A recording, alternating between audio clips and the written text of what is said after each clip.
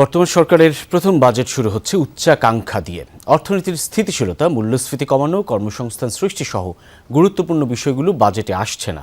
স্বাভাবিক গতিতে আগালে 2026-27 অর্থ বছর শেষে 1,40,000 কোটি টাকা রাজস্ব আদায়ে ঘাটতি হতে পারে, এমন শঙ্কার কথা জানানো হয়েছে নাগরিক প্ল্যাটফর্মের প্রাক বাজেট সংলাপে। তবে সমাজ কল্যাণমন্ত্রী জানান, এবারের বাজেটে সবচেয়ে বেশি গুরুত্ব পাচ্ছে প্রান্তিক মানুষ।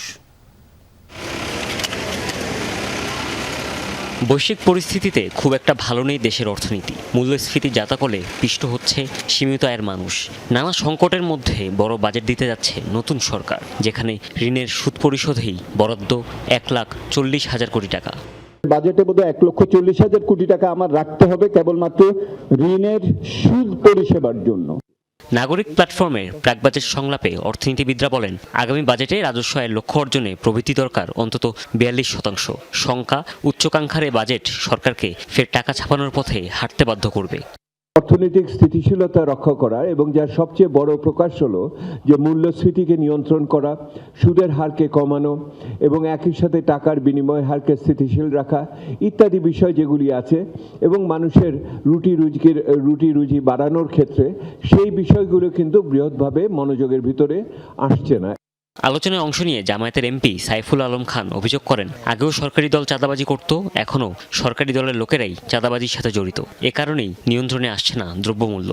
ডেইলি প্রায় 2-3 কোটি টাকা কালেকশন হয় এবং এই কালেকশন করে উপরের দিকে যাদের নাম রাজনৈতিক নেতা, আর ভিতরে তারা হলো আপনার চাঁদাবাজ।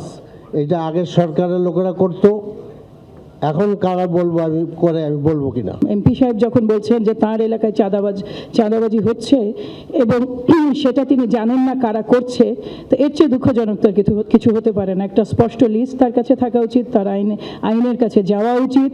এ সময় সমাজ কল্যাণমন্ত্রী জানান, এবারের বাজেটে সবচেয়ে গুরুত্ব দেওয়া হচ্ছে পিছিয়ে পড়া দরিদ্র মানুষদের। আপ টু জুন 30 আমরা 80,000 ফ্যামিলিকে পাইলটিং করতেছি 3টা ফেজে। 2টো ফেজ আমরা অলরেডি করে ফেলেছি। এটা রিভিউ, ফার্স্ট ফেজেরটা হচ্ছে, সেকেন্ড ফেজেরটা শুরু হবে, থার্ড ফেজেরটা 15 জুনের মধ্যে ইনশাল্লাহ কমপ্লিট হবে। বাজেটে খাতোয়ারি বরাদ্দ বাড়ানোর চেয়ে বর্তমান বরাদ্দের সুষ্ঠু ব্যবহার নিশ্চিতের তাগিদ দেন বক্তারা। সংসদ সদস্য সম্মানিত হুমায়ুন রশীদ, যমুনা নিউজ, ঢাকা।